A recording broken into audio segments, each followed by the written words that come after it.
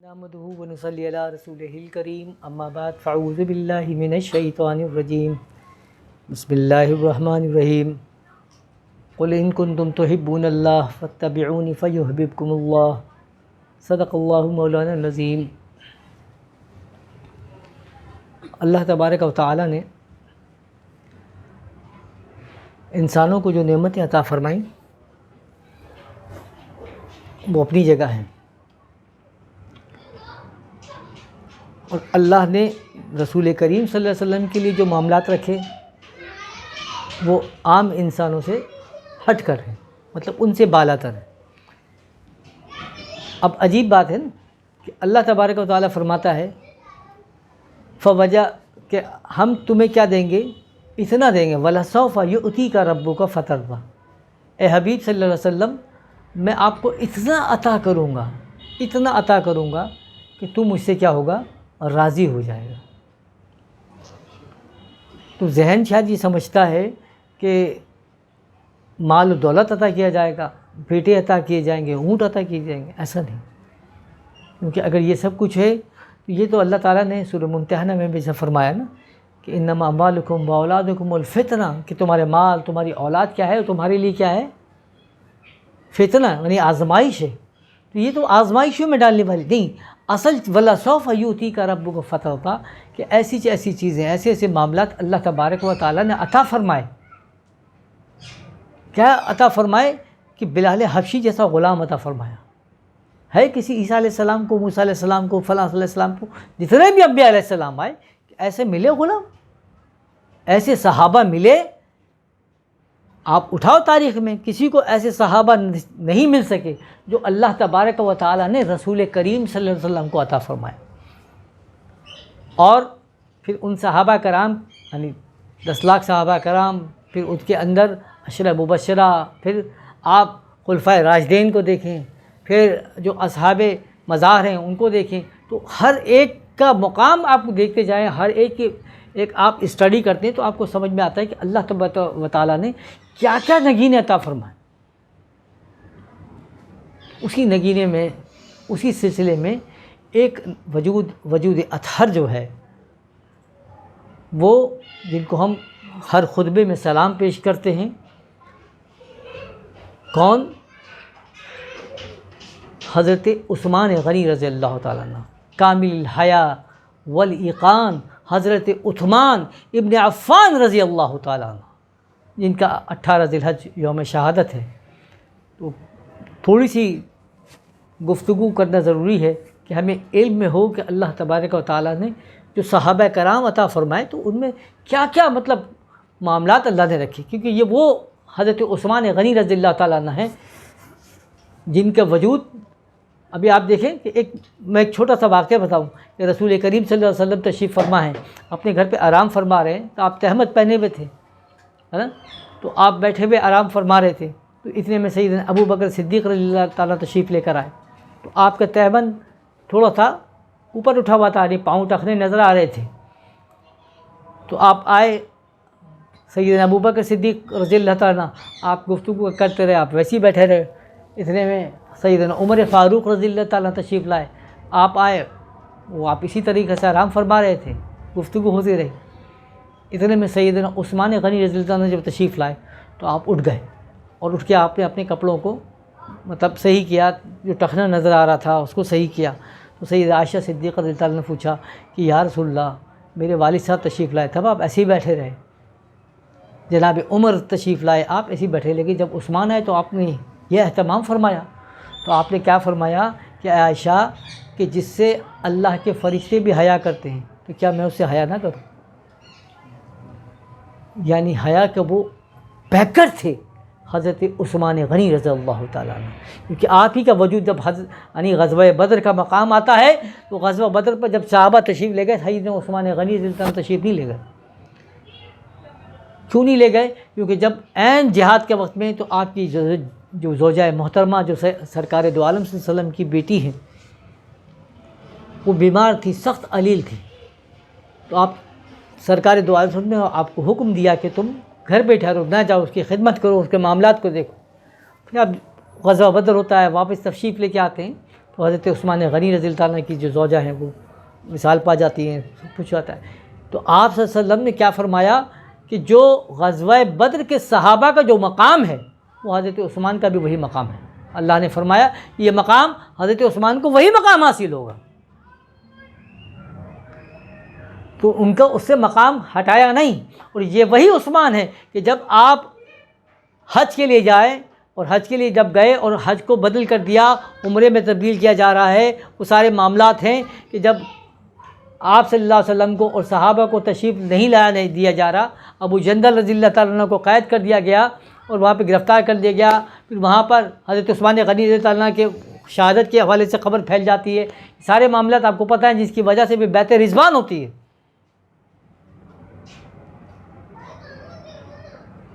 تو صحابہ کرام رضوان اللہ تعالیٰ علیہم اجمعین جب بیعت لیتے ہیں رسول کریم صلی اللہ علیہ وسلم کے ہاتھ پہ، جس کو قرآن کریم نے ان الذین یبایعونک یبایعون اللہ ید اللہ فوق ایدیہم، جو اللہ کے رسول کے بارے میں فرمایا کہ اللہ کے رسول نے جو بیعت لی تو وہ کیا لی؟ وہ اللہ نے بیعت لی، اور جو اس کے اوپر ہاتھ تھا وہ کس کا ہاتھ تھا؟ اللہ کا ہاتھ تھا۔ تو یہ ہاتھ کے بارے میں بھی تھوڑا میں آپ کو وضاحت کرتا چلوں کہ جب یہ واقعہ ہوا اور تمام صحابہ کرام نے حضرت عثمان غنی رضی اللہ عنہ کی شہادت کا بدلہ لینے کے لیے جو بیعت کی ہے، جو بیعت رضوان کہلائی نا، تو آپ صلی اللہ علیہ وسلم نے اپنا ہاتھ دیا، آپ کے ہاتھ کے اوپر سب صحابہ کرام نے ہاتھ رکھا بیعت کرنے کے لیے۔ تو سب سے آخر میں پھر رسول کریم نے اپنا دوسرا ہاتھ لیا اور کہا کہ یہ ہاتھ عثمان کا ہاتھ ہے اور عثمان کی طرف سے میں بیعت کرتا ہوں۔ یہ سب سے آخر میں ہاتھ کا آیا حضرت عثمان غنی رضی اللہ عنہ کا اقدام سے آپ نے اپنا ہاتھ رکھا۔ قرآن کریم کی آیات نازل ہوتی ہے، ان الذین یبایعونک یبایعون اللہ ید اللہ فوق ایدیہم، جو سب سے اوپر ہاتھ رکھا گیا وہ کس کا ہاتھ ہے؟ اللہ کا ہاتھ ہے۔ اللہ فرماتا ہے یہ میرا ہاتھ تھا، رسول کریم نے فرمایا کس کا ہاتھ ہے؟ ہاتھ یعنی ہاتھ مبارک رسول کریم صلی اللہ علیہ وسلم کا من جانب سیدنا عثمان غنی رضی اللہ عنہ۔ اللہ فرماتا ہے ید اللہ فوق ایدیہم، یہ ہاتھ کس کا ہاتھ ہے؟ اللہ کا ہاتھ، وہ عثمان غنی کہ جن کو اللہ کے نبی نے اپنی دونوں بیٹیاں عطا فرمائیں، جس کی وجہ سے آپ کیا کہلاتے ہیں؟ ذو النورین، دو نور والا۔ تمام۔ اب دیکھو اس میں ایک اور نقطہ ہے، ایک اور اہم بات ہے، پوچھنا یہ چاہیے، ہم پوچھتے یہ ہیں کہ ذو النورین کا کیا مطلب ہے بھائی؟ معلوم ہے آپ کو؟ ذو النورین کا مطلب ہے دو نور والا۔ تو حضرت عثمان غنی رضی اللہ عنہ کو ذو النورین کیوں کہا جاتا ہے؟ اس لیے کہا جاتا ہے کہ آپ صلی اللہ علیہ وسلم کی دو بیٹیاں اب آپ نے دو بیٹیاں عطا فرمائیں، کن کو؟ سیدنا عثمان غنی رضی اللہ عنہ کو۔ تو وہ ایک نور تھا، کون؟ پہلی بیٹی۔ دوسرا نور کون سا تھا؟ دوسری بیٹی۔ تو دو بیٹیاں عطا فرمائیں تو آپ کیا کہلائے؟ ذو النورین۔ جبکہ وہ بیٹیاں سگی بیٹیاں تو نہیں تھیں نا، وہ بھی مطلب آپ نے جو دوسری ازواج مطہرات ہیں ان کی بیٹیاں تھیں، جو پہلے کسی اور والد سے تھیں، لیکن جب سرکار کی کفالت میں آپ نے اپنی بیٹی بنایا، اور وہ بیٹیاں جب عطا فرمائیں، جس پہلے تشریح حضرات اپنے معاملات بیان کرتے ہیں نا، تو ہم اس طرف نہیں جاتے۔ سرکار دو عالم صلی اللہ علیہ وسلم نے جن کی کفالت کی، ان بیٹیوں کو عطا فرمایا، اس کی مناسبت سے آپ نے کیا کہا؟ ذو النورین، دو نور والے۔ تو جو بیٹی سگی نہیں تھی، کفالت میں آنے کی وجہ سے وہ نور بن گئی نا، کفالت میں آنے کی وجہ سے کیا بنی؟ نور بن گئی۔ اسی لیے کیا یہ نور، ایک نور پھر دوسرا نور، اس دو نور کی وجہ سے حضرت عثمان غنی کیا کہلائے؟ ذو النورین، دو نور والے۔ جس کی کفالت میں آنے کی وجہ سے بیٹیاں نور بن جائیں تو پھر وہ خود سراپا نور ہوگا کہ نہیں ہوگا وجود؟ رسول کریم صلی اللہ علیہ وسلم کے بارے میں جو ہم لکھ ہوتا ہے نور ہے کہ بشر ہے فلاں ہے، یہ تو میں نے ابھی جیسے پہلے بھی کہا کہ گستاخی رسول صلی اللہ علیہ وسلم جو ہم کرتے ہیں، معاذ اللہ جو لوگ کرتے ہیں، وہ بھول جاتے ہیں۔ نبی کریم صلی اللہ علیہ وسلم کی شان کیا ہے؟ ورفعنا لک ذکرک ہے۔ اللہ تبارک و فرمایا کہ وتسبحوا بکرۃ و اصیلا، تمہارا کام کیا ہے کہ ان کی تسبیح، وتوقروا وتسبحوا بکرۃ و اصیلا، کہ تمہیں صبح و شام ان کا وقار بلند کرنا ہے، ان کی تسبیح کرنی ہے۔ یعنی آپ کا کام کیا ہونا چاہیے کہ رسول کریم صلی اللہ علیہ وسلم کو ان کے مقام کو بلند کرنا، نہ کہ یہ کہ ان کے مقام کے اندر کیڑے نکالنے کی کوشش کرو معاذ اللہ، ان کی تنقید کرنے کی کوشش کرو معاذ اللہ۔ یہ تمہارا کام نہیں۔ تو تمہارا کام تو اب تم خود کہتے ہو کہ عثمان ذو النورین، کیونکہ وہ دو نور عطا فرمائے رسول کریم صلی اللہ علیہ وسلم نے، تو جس کے وجود سے وہ نور بن گیا تو اس وجود کا کیا عالم ہوگا؟ وہ خود سراپا نور ہے۔ تو وہی حضرت عثمان غنی رضی اللہ عنہ جن کو یہ دو نور عطا فرمائے. تو حضرت عثمان علیہ السلام کی جو معاملات میں نے آپ کو کہا کہ یہ وہ عثمان، اور پھر وہ عثمان غنی رضی اللہ عنہ کہ جن کی محبت کا جو عالم ہے. تو ہر صحابی کے ظاہری بات ہے ایک مقام ہے، ایک کمال ہے نا. ایک اور میں واقعات کوٹ کروں جس سے آپ کو یہ اندازہ ہو کہ آپ کتنے مطلب غرق تھے عشق رسول صلی اللہ علیہ وسلم. آپ نے وہ واقعات تو سارے سنے ہیں کہ اللہ تبارک و تعالیٰ نے جو دولت عطا فرمائے تو اس کو آپ نے اسلام کے لیے کس طرح مخصوص کیا، کس طرح معاملات میں آپ نے لٹایا ہے نا. کہ جب مسجد نبوی بن رہی ہے، سارے معاملات طے ہو رہے ہیں، ایک مقام کے اوپر آیا، پیسوں کی کمی بن گئی تو سرکار دو عالم صلی اللہ علیہ وسلم نے کھڑے ہو کے اعلان فرمایا کہ کوئی شخص ہے کہ جو جنت کے خریدنا چاہتا ہے، کوئی جنت لینا چاہتا ہے.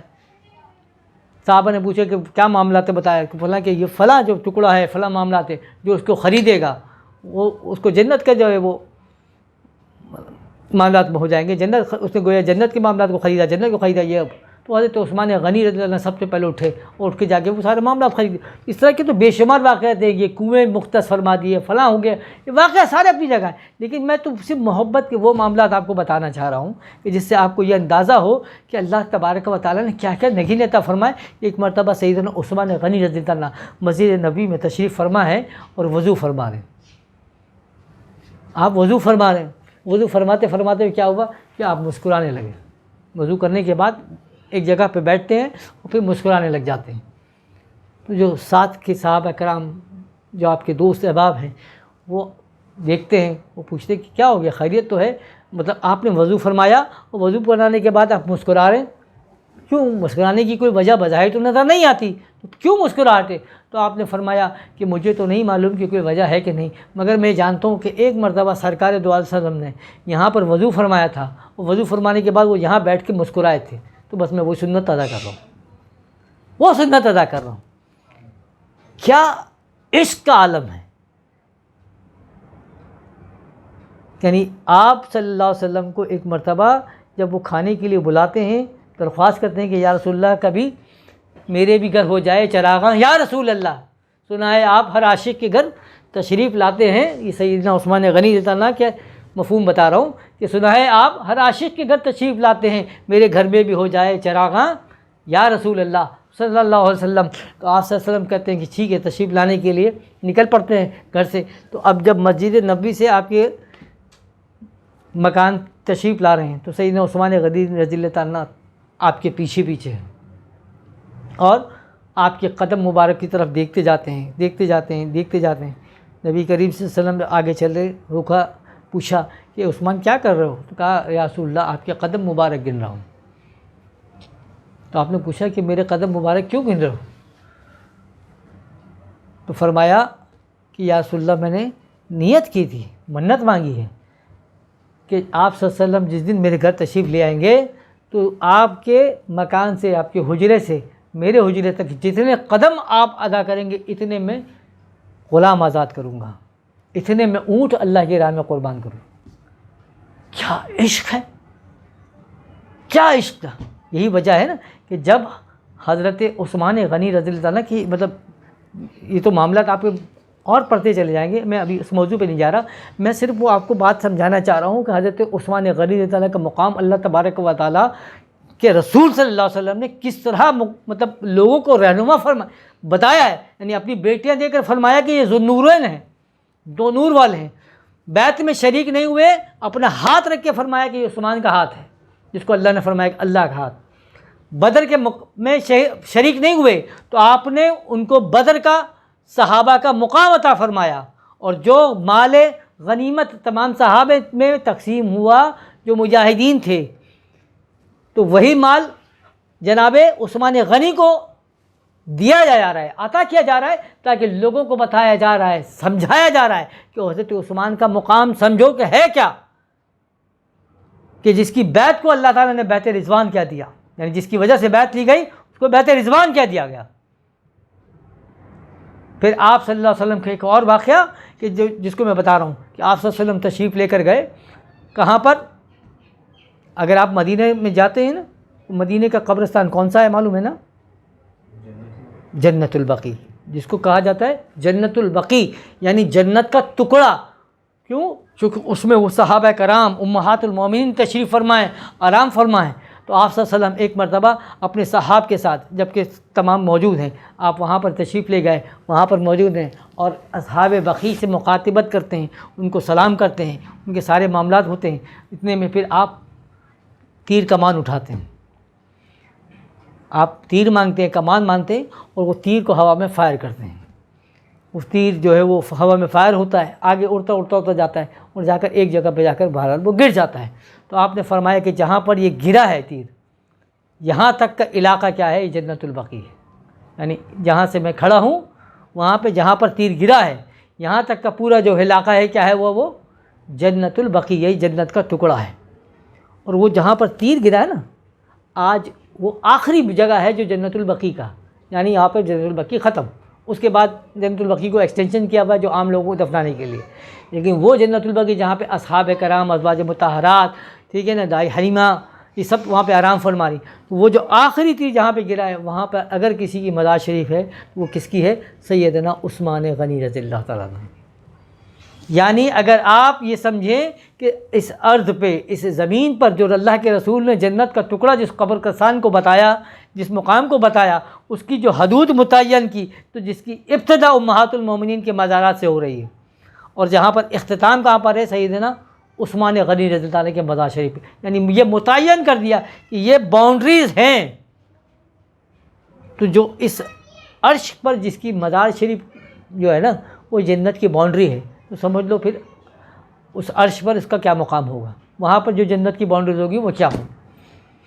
تو یہ حضرت عثمان غنی رضی اللہ عنہ کی شان بیان کی، لیکن افسوس کیا ہوا کہ امہات یعنی امت نے کیا کیا کہ حضرت عثمان غنی کی جو شہادت ہوئی وہ بڑا اس کے المیہ رہا نا، کہ جو فسادی لوگ پیدا ہوئے، جو معاملات ہوئے، تو اس کے ساتھ کیا ہوا کہ جب سیدنا عثمان غنی رضی اللہ عنہ، یعنی جن کے سینکڑوں کنویں جو ہیں جنہوں نے مسلمانوں کے نام پر مخصوص کیے، جن کے لنگر خانے چلتے تھے، جن کی صحبت میں بیٹھنے کے لیے صحابہ کرام بے چین تھے کہ آ کے ان کی صحبت میں بیٹھیں، اور ان کو جب ان فسادیوں نے یعنی ان منافقوں نے جب قید کیا تو سیدنا عثمان غنی رضی اللہ عنہ کو محصور کر دیا گیا، 40 دن کا محاصرہ کیا گیا، 40 دن تک آپ کو بند کیا گیا، اور صرف بند نہیں کیا گیا کہ آپ کے اوپر پانی بھی بن گیا۔ ابھی آگے آگے محرم شریف، محرم شریف میں تو 3 دن کی بھوک اور پیاس کا معاملہ رہا نا، یہاں تو 40 دن کا معاملہ رہا ہے، 40 دن کا، کہ 40 دن تک آپ کو گھر میں اناج، آپ کے گھر میں پانی سب بند کر دیا گیا کہ ان کو نہیں دیا جائے گا۔ اور جب آپ کو لوگوں نے کہا کہ آپ ہمیں حکم دیں کہ ہم ان کو قتل کر کے ختم کر دیا جائے، تو آپ نے فرمایا کہ میں نہیں چاہتا کہ کل روز محشر جو ہے میری وجہ سے جو ہے مسلمانوں کا قتل جو ہے وہ میرے پر آ جائے۔ کہ ٹھیک ہے سب کچھ ہے، منافق ہے، لیکن آج یہاں پر قتل عام ہوگا، حرمین شریفین کے اندر قتل عام ہوگا، تو کل روز محشر میں عثمان کے اوپر لوگ انگلیاں اٹھائیں گے کہ اس کی وجہ سے یہاں پر قتل عام ہوا تھا یا قتل ہوا تھا۔ تو میں نہیں چاہتا کہ میرے اوپر لوگ انگلیاں اٹھائیں، میرے کو قتل کرنا چاہتے ہیں تو قتل کر دیں، میرے کو تکلیف، لیکن میں یہ حکم دیتا ہوں کہ میری وجہ سے ان کے اوپر تلواریں نہ اٹھائی جائیں۔ کیا کمال ہے! یعنی آپ یہ سوچ رہے ہیں، آپ کی یہ فکر تھی کہ کہیں ایسا نہ ہو کہ میری وجہ سے یہاں پر تلواریں چلے اور مسلمانوں کے اندر آپس میں لڑائی ہو جائے۔ یہی بھوک اور پیاس کا عالم آپ کو پتہ ہے۔ ایک اور واقعہ میں آپ کو اسی میں کروں کہ جب آپ کا یہ عالم تھا تو ایک مرتبہ مطلب پیاس کا عالم ہے، گھر سے آوازیں نکلنے کی، مطلب پانی پانی پانی، وہ حضرت علی رضی اللہ تعالیٰ عنہ بے چین ہوئے ہیں،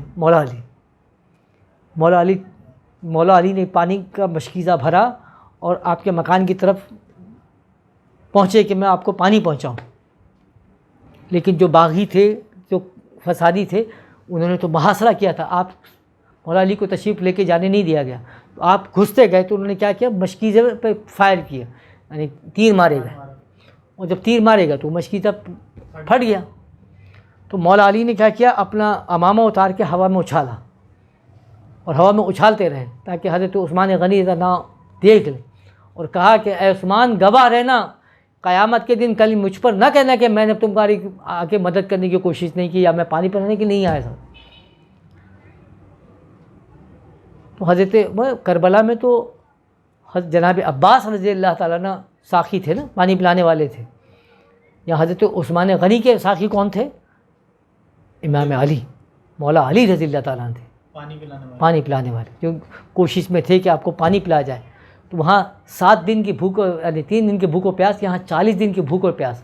لوگ بھول جاتے ہیں. ابھی تو بیچارے یہ ہے نا کہ ہم کیا ہے کہ وہ مسلکی اختلافات میں جو شیعہ حضرات ہیں وہ اپنے سارے احسانات بھول جاتے ہیں، سارے معاملات بھول جاتے ہیں کہ مولا علی نے کیا معاملات کیے تھے حضرت عثمان کے علی کے ساتھ. اور وہاں پر کہ اب وہ خیر ان اختلافات میں ہم نہیں پڑھتے، ان معاملات میں ہم نہیں پڑھتے، لیکن ہمیں افسوس یہ ہے کہ آپ نے جو رسول کریم صلی اللہ علیہ وسلم کے صحابہ جو آپس میں ساتھی تھے، جو دوست تھے، ان کو ہم شاید آپس میں تقسیم کرنے کی کوشش نہیں. حضرت عثمان غنی رضی اللہ عنہ کا جو احسان مسلمانوں کے اوپر یا عالم اسلام کے اوپر ہے، جو ہم لکھتے ہیں کہ کاتبان وہی تو وہ ہیں، لیکن جو قرآن کریم کی ترویج کی، جو آپ نے اشاعت کی، تو یہ احسان دنیا بھول نہیں سکتی. کہ اس دور میں اگر نہیں لکھا جاتا جس طریقے سے، کیونکہ 70,000 کے قریب صحابہ حفاظ کرام شہید ہو گئے، تو آپ کو یہ احساس ہوا کہ اگر تمام حافظ قرآن ختم ہو گئے تو دنیا کے اندر تو پھر کیا معاملات ہوگا، کہاں سے جائے گا. تو آپ اسی وقت یعنی پورا شعبہ مخصوص کیا کتابت کا، جس میں ہزاروں کی تعداد میں نسخے تحریر بھی ہوئے، اور صرف تحریر نہیں کیے بلکہ پوری دنیا میں اس کو سرکولیٹ کیا گیا. اور یہی سوچ کے ساتھ کہ اگر مدینے سے فتح کرے کہ تمام صحابہ کرام کو ختم کر دیا جاتا ہے، تو کہیں نہ کہیں دنیا کے کسی نہ کسی کونے میں قرآن کریم کا نسخہ موجود رہے گا. یہ کاوشیں کی آپ نے، یہ سارے معاملات ہیں. تو عزیز دوستو، بات کیا ہے کہ یہ نگینے ہیں جو رسول کریم صلی اللہ علیہ وسلم کے. ابھی چونکہ وقت اتنا طویل نہیں کر سکتے، ورنہ اس پہ ہم نے لاسٹ ٹائم بھی پروگرام رکھے تھے سیدنا عثمان غنی رضی اللہ عنہ کی شہادت کے حوالے سے، تو جس میں ہم نے تفصیل سے ان کے کچھ واقعات کو بیان کی، جس سے آپ کے اندر عشق پیدا ہوگا. پتہ چلتا ہے کہ صحابہ کرام سے کیسا عشق بالہانہ تھا. تو میں نے پہلی بھی آپ سے گفتگو کی کہ جو منزل کامیابی کی ہے اس کی ابتدا عشق ہے، کیونکہ جتنی کامیابیاں اسلام کو ملتی ہیں نا، تو میں نے کہا کہ پہلی سلطنت جو اسلام کی بنی ہے وہ کس پر بنی ہے؟ عشق کی بنیاد پر. مدینہ جو ہوا وہ تلواروں سے فتح نہیں ہوا، وہ عشق سے فتح ہوا. آپ صلی اللہ علیہ وسلم پہلے عشق سے فتح ہوئے، عاشقان مصطفیٰ صلی اللہ علیہ وسلم جمع ہوئے، وہ ریاست کہلائے مدینہ. پھر جب عشاقان کرام ایک جگہ جمع ہوئے تو پھر وہاں سے فتوحات کا سلسلہ شروع ہوتا ہے. تو یہ عشق پیدا کرنا ہے، اور یہی وہ جب اسی لیے حضرت عثمان غنی رضی اللہ عنہ ان کی بات آپ کے مثال شریف کے حوالے سے ایک واقعہ کوٹ کر کے پھر بات کو مکمل کروں کہ جب آپ صلی اللہ علیہ وسلم کا آپ حضرت عثمان غنی رضی اللہ عنہ کا یوم شہادت تھا نا 18 ذی الحج کو، تو صبح کا معاملہ تھا. تو آپ نہائے دھوئے تیار ہوئے اور اپنی بیگم سے کہا کہ کپڑے نکالو، خوشبو نکالو، فلاں نکالو، یہ ساری چیزیں معاملات ہیں. بیگم پریشان کہ 40 دن سے بھوک اور پیاس کا عالم ہے، باہر جو ہے وہ محاصرہ ہوا ہے، نہ کسی کو آنے دیا جا رہا ہے نہ کسی کو جانے دیا جا رہا ہے. تو یہ آپ اتنی تیاری کس لیے کر رہے ہیں، کیا معاملات ہیں؟ تو پوچھا کہ آپ کہ کیا معاملات ہیں، کیا چل رہتے ہیں؟ آپ روزے سے، اس دن روزہ رکھا ہوا تھا آپ نے، روزے سے تھے. تو آپ نے فرمایا کہ رسول کریم صلی اللہ علیہ وسلم آئے خواب میں، سیدنا ابو بکر عمر آئے، اور کل رات کو میری ملاقات ہوئی اور انہوں نے کہا کہ اے عثمان، آج کا روزہ ہمارے ساتھ افطار کرنا ہے. آج کس نے؟ رسول کریم صلی اللہ علیہ وسلم نے، سیدنا ابو بکر، سیدنا عمر فاروق رضی اللہ عنہ نے وہ تشریف لائے تھے، اور آپ نے فرمایا کہ آج کا روزہ اے عثمان ہمارے ساتھ افطار کرنا ہے. تو میں افطار کی تیاری کر رہا ہوں. یعنی آپ کہاں پر موجود ہیں؟ یہاں موجود ہیں نا، مدینے یہاں پر موجود ہیں. تو سرکار دو عالم صلی اللہ علیہ وسلم پردہ فرما گئے، سیدنا ابو بکر بھی پردہ فرما چکے ہیں، سیدنا عمر بھی پردہ فرما چکے ہیں، آپ ہیں. تو آپ اس دن روزے کی حالت میں پھر آپ کھڑے کے تیار ہو رہے ہیں. اپنے بیگم پوچھتی ہے کہ کیا تیاری ہے؟ تو آپ نے کیا فرمایا؟ افطار کی تیاری. ارے افطار کی کیا؟ کیونکہ سرکار آئے تھے، سرکار نے فرمایا اپنے دوستوں کے ساتھ آئے، صحابہ کے ساتھ آئے، اور کہا کہ آج افطار کا انتظار ہم تمہارا کر رہے ہیں، آج افطار ہمارے ساتھ کرنا. پھر وہ وقت آیا، وہ کال عالم دیکھا لوگوں نے کہ وہ چمڑے کا قرآن جس کو حضرت عثمان غنی رضی اللہ عنہ نے اپنے ہاتھوں سے لکھا، یعنی چمڑوں کے اوپر قرآن کو لکھا، اور وہی تلاوت آپ فرما رہے تھے جب آپ کو شہید کر دیا گیا. تو آج وہ قرآن کریم جو ہے وہ موجود ہے نا ترکی کے اندر، وہ قرآن کریم موجود بھی جو ہے وہ جو آج ہمیں دکھتا ہے، نسخے والی فوٹوز آپ کو مل جاتی ہے. تو بات یہ ہے کہ جب انسان مر جاتا ہے نا بھائی، تو علماء فرماتے ہیں کہ جس وجہ سے مارا جاتا ہے اس کی گواہی دی جاتی ہے. تو قیامت تک جو ہے وہ قرآن جو ہے وہ گواہ رہے گا کہ عثمان کی شہادت، تو سیدنا عثمان کی شہادت کس طرح سے ہوئی، کیسے ہوئے. جو صاحب قرآن تھے، کامل الاحیاء والایقان تھے، یعنی جن کی حیا کا یہ عالم تھا کہ فرشتے بھی ان سے شرماتے تھے نا. رسول کریم صلی اللہ علیہ وسلم جن کی حیا کا احترام کرتے تھے، ان کا وہ اللہ تعالیٰ نے مقام عطا فرمایا، ان کو اس طرح سے بے بسی بے کسی کے عالم کے اندر شہید کیا گیا 40 دن کے محاصرے کے بعد۔ تو بات یہ ہے کہ ذہن میں آتا ہے کہ اس وقت ایسا کیوں نہیں ہوا، ویسا کیوں نہیں ہوا، تو یہ ہم لوگ سوچتے ہیں، مگر اللہ کے تبارک و تعالیٰ جب اپنے یعنی بندوں سے کوئی کام لینا چاہتا ہے نا تو اس کے معاملات کچھ اور ہوتے ہیں۔ حضرت امام جعفر صادق رضی اللہ تعالیٰ عنہ یعنی آپ کا بے بسی کا عالم تھا کہ آپ کو بیڑیاں ڈال کے ایک واقعے کو ان کو بیڑیاں ڈال کے لے کے جایا جا رہا ہے، تو امام حنبل رضی اللہ تعالیٰ رحمۃ اللہ پریشان ہوئے، رونے لگے، کہنے لگے کہ آپ آل رسول، آپ کے ساتھ یہ بے بسی کا عالم، تو آپ جلال میں آئے، آپ کی آنکھیں سرخ ہو گئیں اور آپ نے جھٹکا دیا تو وہ بیڑیاں ٹوٹ کے نیچے گر گئیں۔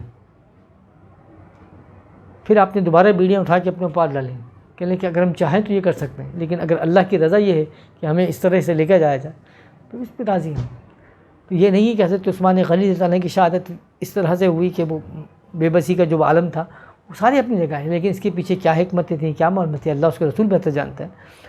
لیکن ہمارا تو صرف یہ ہے کہ جو صحابہ کرام اللہ تبارک و تعالیٰ نے اللہ کے رسول کو عطا فرمائے، وَلَسَوْفَ يُؤْتِيكَ رَبُّكَ فَتَرْضَىٰ، یہ مقام کسی اور کو حاصل نہیں ہو سکے، کیوں فرفان اللہ کا ذکر ہے۔ یہی وجہ ہے کہ آج اتنا عرصہ گزر جاتا ہے نا، سب کچھ گزر گیا، لیکن حضرت عثمان غنی کی شہادت نہیں بھول سکتے، کسی صحابی کی شہادت کو نہیں بھول پاتے۔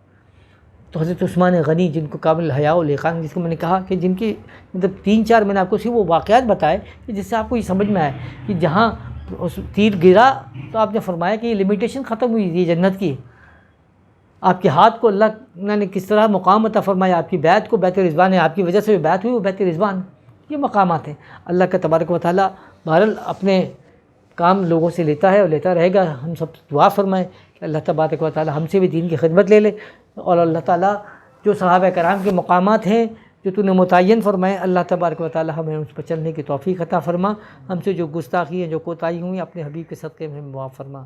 وآخر دعوانا ان الحمدللہ۔